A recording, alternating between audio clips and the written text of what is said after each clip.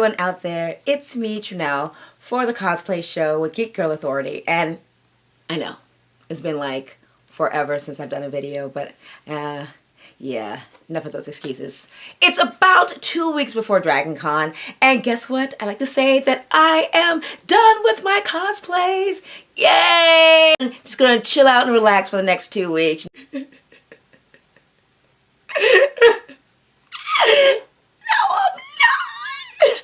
That ain't true. Apparently I just only work well under like duress.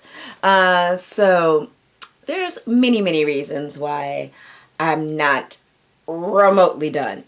One being I just procrastinate. I mean, there's no real excuse. I could say, after working kind of part-time every now and then at Disney for 9 years, the fact that I have a full-time job now, I just didn't have time to do things, but I sure did have time to burn through the entire series of Stranger Things in like 48 hours. Had time for that. I just got back from the Edinburgh Fringe Festival in Edinburgh, Scotland. It was really cool. It was a remarkable experience. So that took a lot of time out of sewing, but I knew I was doing that for a while. I could have, got stuff done before that like a smart person. But no. Anyway, so I gotta do my stuff for DragonCon. So I figure, what better way to get ready than to document my slow descent into madness. For the next 2 weeks, I will be filming, doing a written blog about my experience of trying to do multiple costumes in less than 2 weeks. Now, there will be some repeat costumes and some tweaks of those costumes here and there. So I still have to kind of, do some work on them, but there's going to be a lot of repeats. I'm hoping, what's wrong with me? I'm like, I'm going to make 3 new costumes in less than 2 weeks. Yeah. We'll see. And if I fail, I will fail in front of all of you. And it'll be totally fine. It's not like I haven't been working. I've just been having a tough time at it. Doing something brand new, a silhouette that I've never worked with before. My concept was, what if colonialism didn't suck? So I like the idea of marrying together the silhouette of the 18th century French robe a la French word that I can't pronounce, of the later 18th century, and African fabric. So I'm going to try to smash those two cultures together. I know African is a big continent. There's a lot of cultures going on. So, I know. Duh, I know. That was my idea. I've had this idea for quite some time. I bought the fabric 2 years ago in New York. I've been researching, because that's the thing, I just get stuck on the research.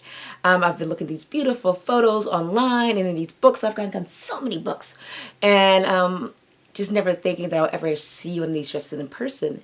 And then in April of this year, I was able to go to England, and I went to the Victoria and Albert Museum and saw some of these dresses, and man, people were tiny back then. I have a little clip of my experience. Right, yeah. Hi everybody, it's Trinell, it's Geek Girl Authority, and I'm here in London, England at the Victoria and Albert Museum. Very excited.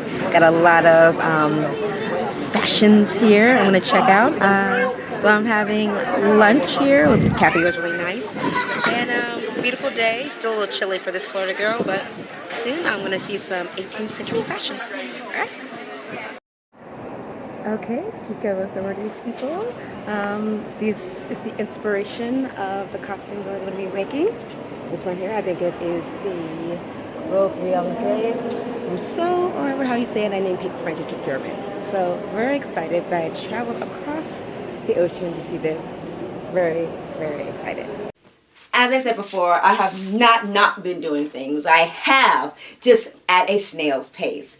And I would just get frustrated with some things. So the first thing, this is what I've been working on. The first thing I worked on was all the undergarments. If you want to get historical dresses and whatnot, you've got to have the right silhouette. You've got to have the right undergarments, or you're just going to look weird. You've seen women yeah, mostly women. You've seen women walk around with the wrong bra and you're like, girl. So it's basically like that. I didn't want to walk around DragonCon with people going like, girl. So the first thing, the undergarments. I made my chemise. It's kind of or a shift. And I had to do the, well, back in the days they didn't call them corsets, they called them stays. I had to make my stay, and I've made Victorian corsets before, fine, but this was just another beast.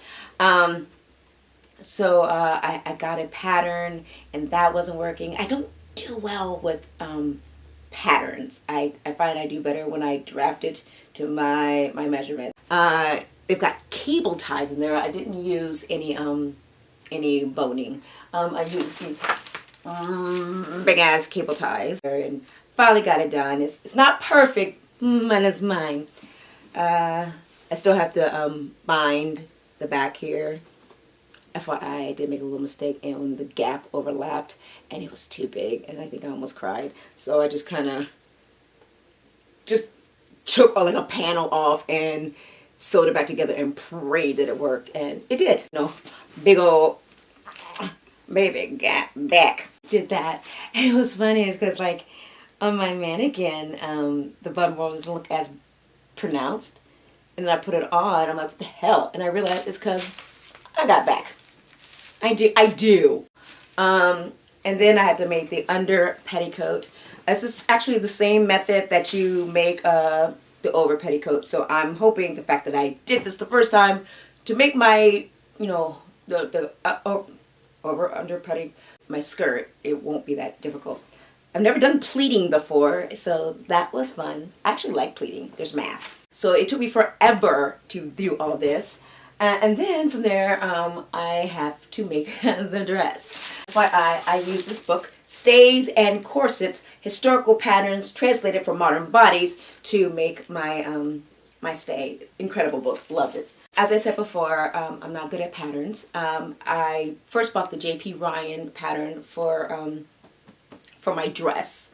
And it's fine, it's great, but I suck at altering. So I was like, I'm just going to draft it myself.